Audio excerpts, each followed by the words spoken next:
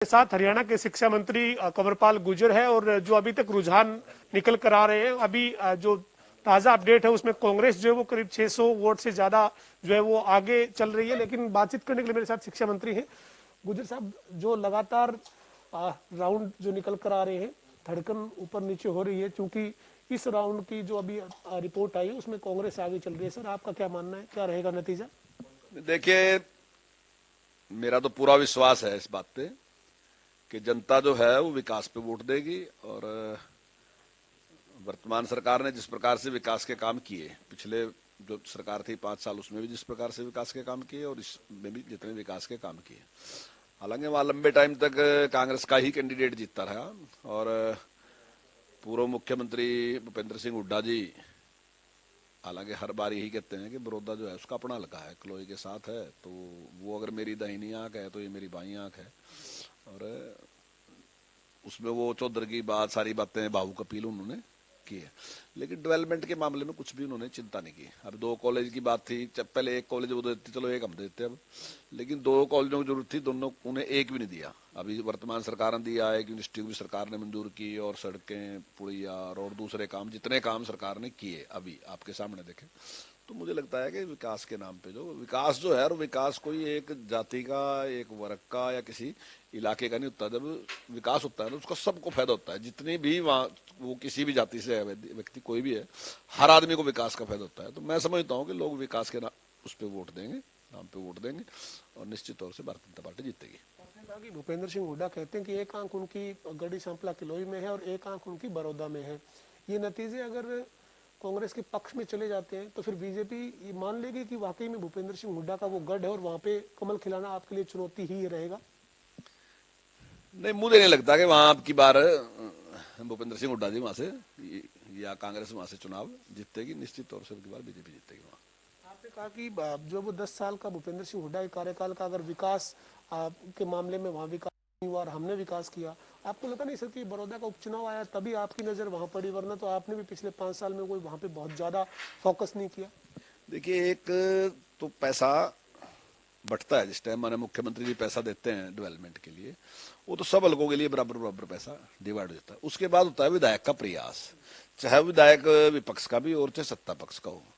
अब आप भी जानते हैं विधायक को, तो वो कितना प्रयास करते थे, तो ये उसके ऊपर डिपेंड करता है कि वो विधानसभा में कितना बोलता है, कितनी अपनी समस्याओं को सामने रखता है, क्या बाद में जाके मुख्यमंत्री से मिलता है, तो उससे भी फर्क पड़ता है। और अगर विधायक सत्ता पक्ष का होगा तो स्वाभाविक ही है कि वो ज्यादा काम लेके मुख्यमंत्री जी के पास जाएगा और ज्यादा काम मंजूर करवा भी लेगा अपने।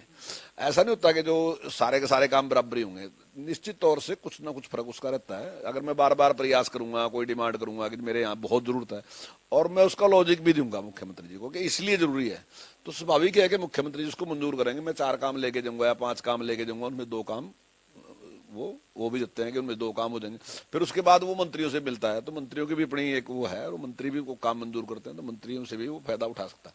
तो अगर सरकार के पक्ष का मिल ले, वो ज्यादा काम करा सकता है। नतीजा क्या देखते हैं, कितना कड़ा इस मामले में नतीजा रहने वाला है? आप अपनी जीत का ही दावा करेंगे हालांकि, लेकिन मुकाबला किस तरह का देखते हैं? रुझानों में तो आप पीछे ही हैं। देखिए, मुझे लगता है कि बिल्कुल नेक टू नेक फाइट रहेगी, लेकिन जीतेगी बीजेपी और मुकाबला कड़ा रहेगा। अभी तक के जो रुझान आए हैं उसमें जहां पे आप पीछे चल रहे हैं, उसमें आपको लगता है कि आपका गठबंधन का उम्मीदवार था, गठबंधन का आपको फायदा मिलता दिख रहा है इस चुनाव के नतीजों में?